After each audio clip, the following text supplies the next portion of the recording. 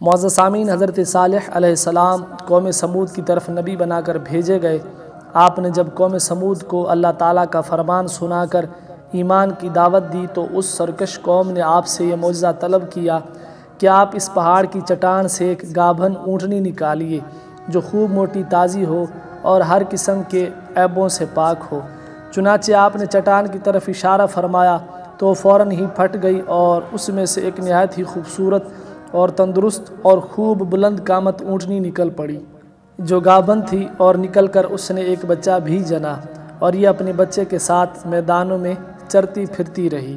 اس بستی میں ایک ہی تالاب تھا جس میں پہاڑوں کے چشموں سے پانی گر کر جمع ہوتا تھا۔ آپ نے فرمایا کہ اے لوگو، دیکھو یہ معجزہ کی اونٹنی ہے، ایک روز تمہارے تالاب کا سارا پانی یہ پی ڈالے گی اور ایک روز تم لوگ پینا۔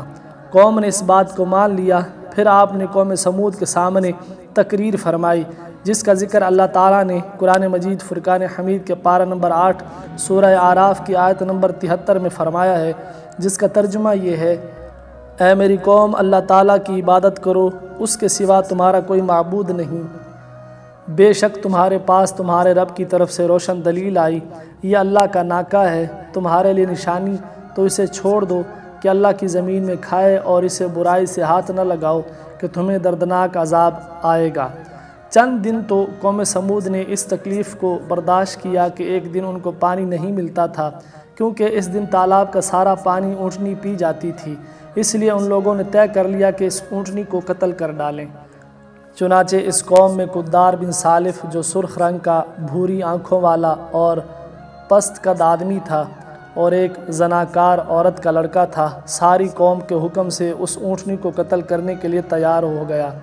حضرت صالح علیہ السلام منع ہی کرتے رہے، لیکن قدار بن سالف نے پہلے تو اونٹنی کے چاروں پاؤں کو کاٹ ڈالا،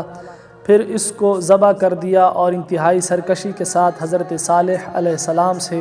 بے ادبانہ گفتگو کرنے لگا اور کہنے لگا: اے صالح، ہم پر لے آؤ وہ عذاب جس کا تم وعدہ دے رہے ہو، اگر تم رسول ہو۔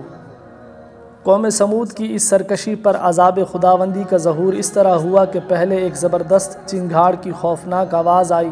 پھر شدید زلزلہ آیا جس سے پوری آبادی اوپر نیچے ہو کر چکنا چور ہو گئی، تمام عمارتیں ٹوٹ پھوٹ کر تہس نہس ہو گئیں، اور قوم سمود کا ایک ایک آدمی گھٹنوں کے بل اوندھا گر کر مر گیا۔ قرآن مجید میں اللہ تعالیٰ نے ارشاد فرمایا، جس کا ترجمہ ہے: تو انہیں زلزلے نے آ لیا تو صبح کو اپنے گھروں میں اوندھے رہ گئے۔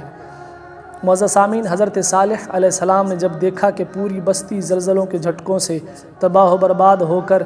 اینٹ پتھروں کا ڈھیر بن گئی اور پوری قوم ہلاک ہو گئی، تو آپ کو بڑا صدمہ ہوا، اور آپ کو قوم سمود اور ان کی بستی کے ویرانوں سے اس قدر نفرت ہو گئی کہ آپ نے ان لوگوں کی طرف سے منہ پھیر لیا اور اس بستی کو چھوڑ کر دوسری جگہ تشریف لے گئے، اور چلتے وقت مردہ لاشوں سے یہ فرما کر آپ روانہ ہو گئے،